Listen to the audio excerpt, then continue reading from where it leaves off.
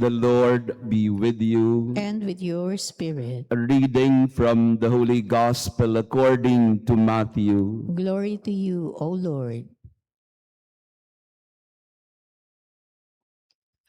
Some Pharisees approached Jesus and tested him, saying, "Is it lawful for a man to divorce his wife for any cause whatever?" He said in reply, "Have you not read that from the beginning the Creator made them male and female and said, 'For this reason a man shall leave his father and mother and be joined to his wife, and the two shall become one flesh.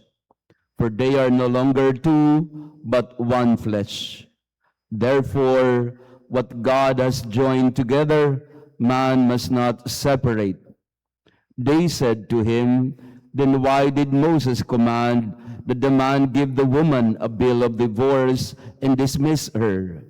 He said to them, "Because of the hardness of your hearts, Moses allowed you to divorce your wives, but from the beginning it was not so.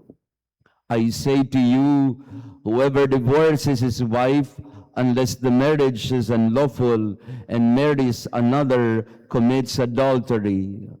His disciples said to him, "If that is the case of a man with his wife, it is better not to marry." He answered, "Not all can accept this word, but only those to whom that is granted. Some are incapable of marriage because they were born so, some because they were made so by others, some because they have renounced marriage for the sake of the kingdom of heaven. Whoever can accept this ought to accept it." The Gospel of the Lord. Praise to you, Lord Jesus Christ. Praise be Jesus Christ. Now and forever. Magandang umaga mga kapatid. Beautiful Friday morning. Pakibati ng good morning din ang ating mga kasama. And to our Friday friends, welcome. And our visitors and pilgrims. To our online parishioners, thank you also for praying with us. The most famous words of our martyr saint today, Maximilian Kolbe, before he died, "I will take his place. Ako na lang." These were his words when, during the Second World War, in the concentration camp of Auschwitz, may nakatakas na isang prisoner.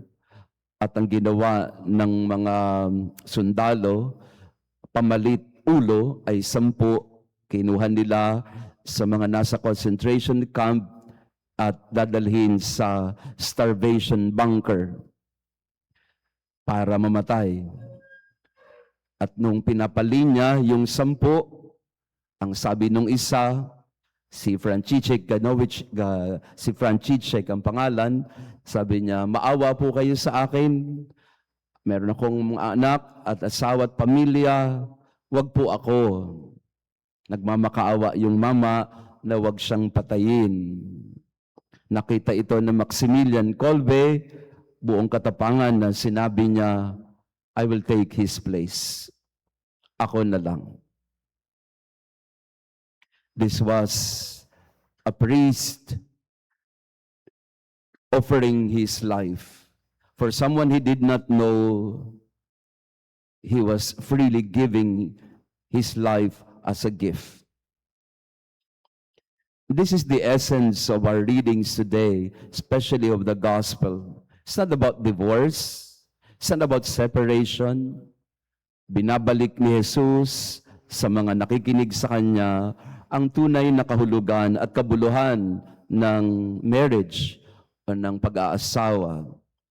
Yes, it happens, unfortunately, that couples do separate for some reason or another.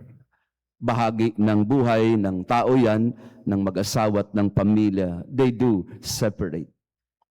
Pero binabalik ni Jesus sa mga pamilya at mag-asawa ang katotohanan na it was not so in the beginning. God did not design your marriage to fail. God did not plan that your marriage will be broken. In the beginning, God united you, man and woman, and you will become as one. How do you become one? Paano mo pag-iisahin ng dalawa? When both are willing to give themselves in mutual love, in affection. That's the beauty of marriage. It is self-donation. It is one person saying, I give myself to you, and the other says, yes, I do also give myself to you. And that act of self-giving of two individuals make them one. Marriage essence is becoming a gift to one another.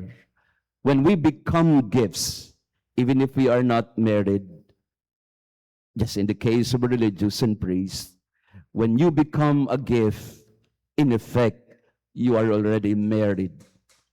Pagka ang isang tao ay handang ibigay ang kanyang buhay, ang kanyang kakayanan, talento sa isang bagay o sa isang tao o sa isang grupo, ito'y isang paraan na ng pakikipagtipan. It's an act of covenant when one person is ready to say, I'm offering myself. Ako na lang. Yan ang tunay na pag-ibig na pinapakita ng mga mag-asawa at hindi ng tunay na pag-ibig na hinahamon sa atin na gawin natin. Yung kakayanan natin, katapangan, na tularan ng ginawa ni Saint Maximilian Kolbe. Ako na lang. And indeed, Maximilian Kolbe died several days later, August 14, 1941.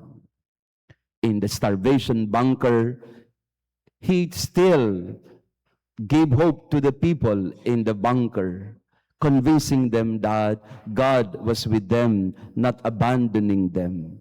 Hindi mamatay-matay si Maximilian Kolbe sa starvation. Sanay siyang mag-fasting eh. Kaya he had to be put to death through lethal injection later on.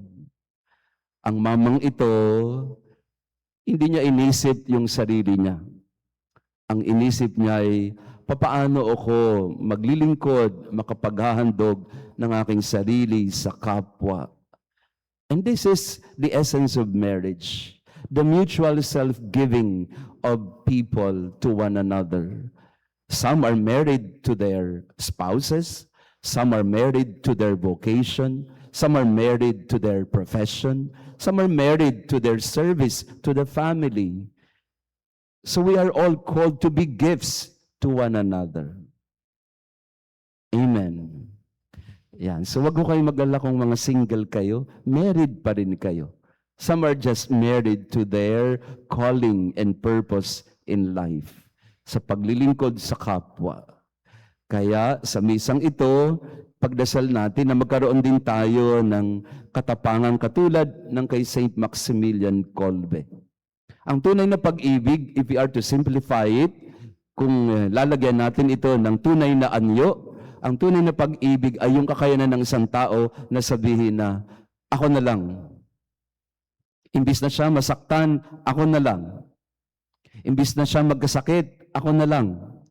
Di ba yan ang sinasabi ninyo sa mga kapamilya ninyo na may sakit o mga mahal nyo sa buhay na may dinaramdam, lalo na mga magulang sa kanilang anak? Di ba? Ano ang inyong binubulong sa mga may sakit sa kama sa ospital? Lord, sana ako na lang. Wag na lang tong anak ko. Lord, ako na lang. Wag na itong asawa ko. That's the highest expression of love. When you are able to say, ako na lang para sa'yo.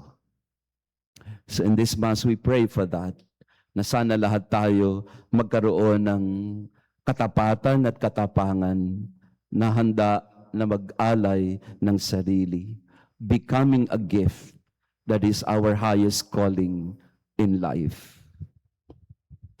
Praise be Jesus Christ. now and forever. Let us pray.